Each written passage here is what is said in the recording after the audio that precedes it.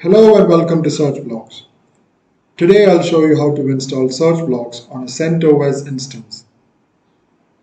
You can refer to this developer documentation link. Download the latest version of SearchBlox for Linux from this link. In this video, I'll show you how to install version 9.2.2 of SearchBlox. You can click on download for the latest download link and you can click on install guide for the developer documentation. You can use PuTTY to access your remote Linux server. Log in to your remote Linux server.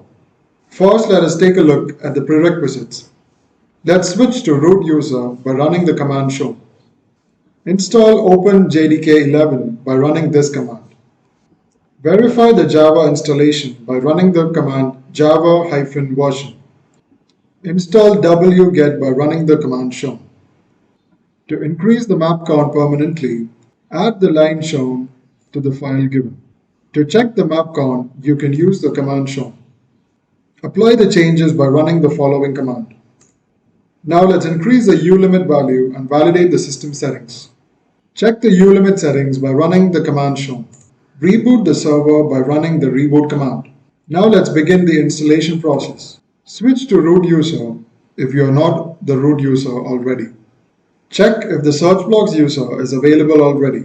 If not, create a SearchBlox user by running the following commands. SearchBlox has to be installed in the path shown, so change the directory to the shown path. Download the SearchBlox RPM package by running the following command. Install the RPM package by running the command shown. Change permission for few folders by running the following commands. You can start the Elasticsearch and SearchBlox services by running the command shown. To verify the status of Elasticsearch and SearchBlox, please use the following commands. After you start the services, wait for 30 seconds and then go to this link to access the SearchBlox admin console to log in. SearchBlox server runs on port 8080 by default.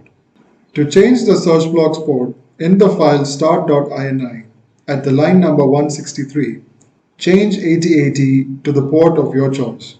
Restart the SearchBlox service for the changes to take effect. Once you access the link, you'll be taken to the license agreement page. Click on the I agree button to proceed. Click on the login button after giving the username and the initial password. You will be taken to the collections dashboard. Make sure you go to the admin dashboard and create a new password. To run SearchBlox Analytics as a service, refer to the developer documentation. You can uninstall SearchBlox by running the command shown. That's all about the installation of SearchBlox on a Linux server. Thank you for watching.